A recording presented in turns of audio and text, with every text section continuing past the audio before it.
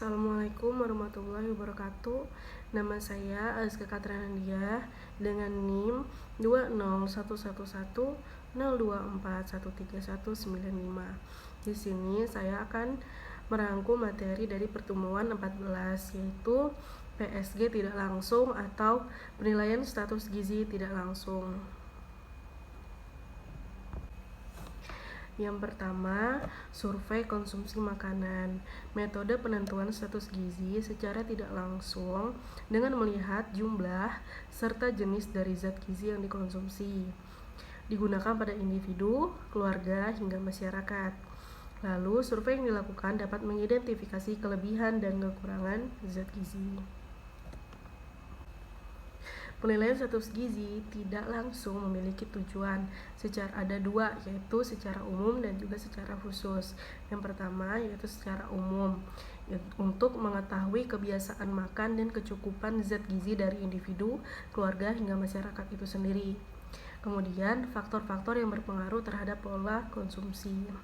Secara khusus, tujuan dari PSG tidak langsung ini yang pertama tingkat kecukupan jumlah konsentrasi pangan nasional dan kelompok masyarakat. Kemudian menentukan status kesehatan dan gizi keluarga serta individu.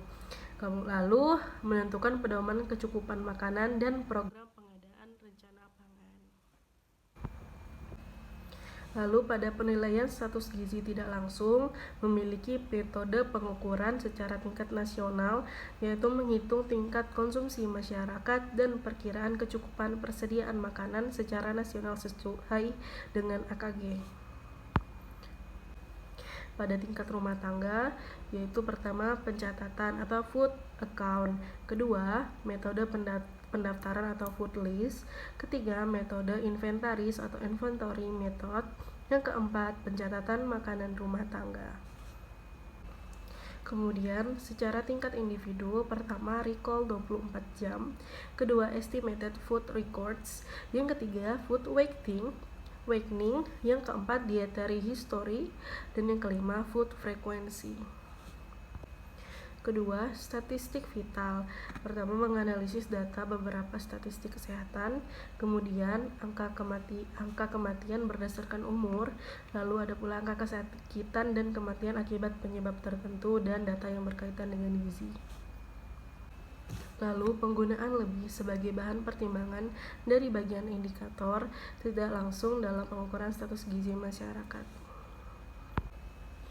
Lalu pada statistik vital yang pertama angka kematian berdasarkan umur, kemudian angka kematian umur 2 sampai dengan 5 tahun, lalu angka kematian umur 1 sampai dengan 4 tahun, dan angka kematian umur 13 sampai dengan 24 bulan.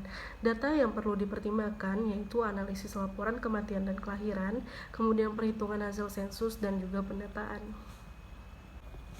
Kemudian penyajian hasil yaitu adanya berapa persen kematian anak balita terhadap kematian umur, kemudian angka kematian tahunan anak umur 1 sampai dengan 4 tahun, lalu persentase kematian masa anak-anak yang terjadi pada umur 1 sampai dengan 4 tahun, dan rasio angka kematian anak umur 1 sampai dengan 4 tahun terhadap angka kematian bayi 1 sampai dengan 12 bulan.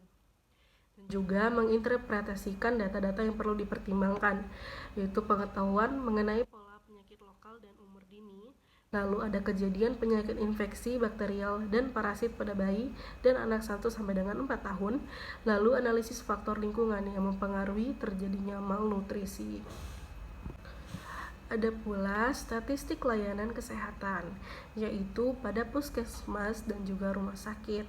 Kelemahan metode ini, data bisa jadi tidak akurat dan kesulitan pengumpulan data, kurang mampu dalam menginterpretasikan secara tepat.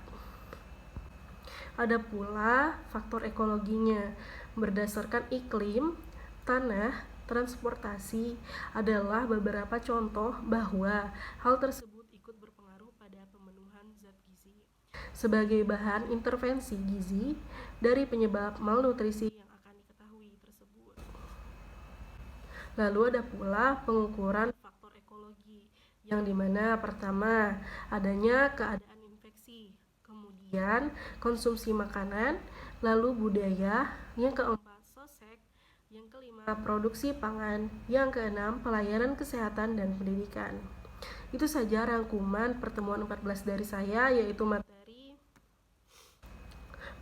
penilaian status gizi secara tidak langsung. Kurang lebihnya mohon maaf. Wassalamualaikum.